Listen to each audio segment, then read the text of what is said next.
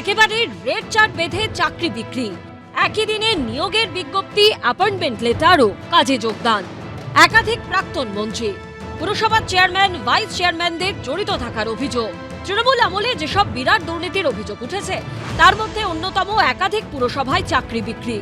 এই মামলাতেই ইডির হাতে গ্রেপ্তার হলেন তৃণমূল নেতা ও প্রাক্তন দমকল মন্ত্রী সুজিত বসু। সুজিত বোস প্রাক্তন দমকল মন্ত্রী, তাকে ইতিমধ্যে এনফোর্সমেন্ট ডিরেক্টরেটের তরফ থেকে পুর নিয়োগ দুর্নীতি মামলায় যে তাকে গ্রেপ্তার করা হয়েছে, গ্রেপ্তারের পরে তাকে ইতিমধ্যে নিয়ে যাওয়া হচ্ছে। সেই ছবিটা আমরা দেখতে পাচ্ছি, সেন্ট্রাল ফোর্সের বাহিনী তারাও এখানে রয়েছেন। এই দুর্নীতির হদিশ যেভাবে মিলেছিল তা যে কোনো থ্রিলারকেও হার মানাতে পারে, ঠিক যেন কেঁচো খুঁড়তে কেউঠে। স্কুলে নিয়োগ দুর্নীতি ঘিরে রাজ্য তখন তোলপাড়। 2023 সালের 19শে মার্চ দ্রুত প্রমোটার অয়নশীলের সল্টলেকের অফিসে তল্লাশি অভিযান চালায় ইডি। এই কেন্দ্রীয় এজেন্সি সূত্রে দাবি, অয়নশীলের অফিস থেকে অন্তত 7টি পুরসভার নিয়োগ সংক্রান্ত নথি ও চাকরি প্রার্থীদের নামের তালিকা উদ্ধার হয়। অফিসের ড্রয়ার থেকে উদ্ধার হয় 400টি ওএমআর শিট, যার মধ্যে অনেকগুলি ওএমআর শিট ফাঁকা ছিল।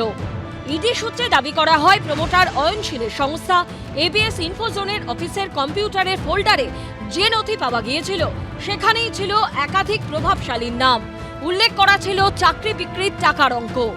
আদালতে অয়নশীলের অফিসকে ডেটা মাইন বা তথ্যের খনি বলে উল্লেখ করেছিল এনফোর্সমেন্ট ডিরেক্টরেট। তদন্ত আরও এগোনোর পর সামনে আসে চাঞ্চল্যকর তথ্য। গোয়েন্দা সূত্রে দাবি করা হয়, একেবারে রেড চার্ট তৈরি করে পুরসভার চাকরি বিক্রির অভিযোগ সামনে আসে। কিন্তু এই চাকরি বিক্রির টাকা কাদের পকেটে যেত? ইডি সূত্রে আরও দাবি, অয়নশীলের সল্টলেকের অফিসে তল্লাশির সময় সেখানে একটি ডায়েরি উদ্ধার হয়, যেখানে কোড ওয়ার্ডে বিভিন্ন নাম লেখা ছিল। সূত্রের দাবি, সেই ডায়েরির একটি জায়গায় লেখা ছিল এসবি, তার পাশে কয়েক কোটি টাকার অঙ্ক। ইডি সূত্রে দাবি, পরবর্তীকালে জেরায় অয়নশীল দাবি করেন সেই এসবি আসলে সুজিত বসু। সেই থেকে পুরনিয়োগ দুর্নীতি মামলায় কেন্দ্রীয় এজেন্সি স্ক্যানারে আসেন প্রাক্তন দমকল মন্ত্রী। সুজিত বসু দিয়ে তো সবে শুরু, একে একে ঘুঘুর বাসা ভাঙবে এবং একে একে অনেক পাখি জালে ধরা পড়বে। যারা অন্যায় করেছে, যারা সাধারণ মানুষের টাকা লুট করেছে, একজনও ছাড়া পাবে না, একজনও নিষ্কৃতি পাবে না। সুজিত বসু দিয়ে যেটা সূচনা হলো, নিশ্চিতভাবে এই জল অনেক দূর পর্যন্ত গড়াবে।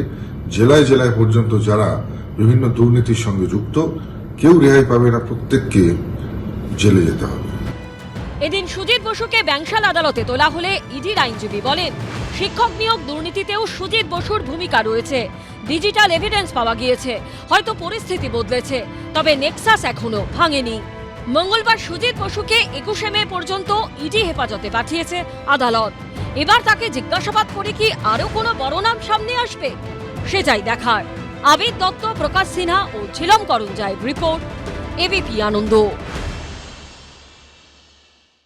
এবিপি আনন্দ, এগিয়ে থাকে, এগিয়ে রাখে।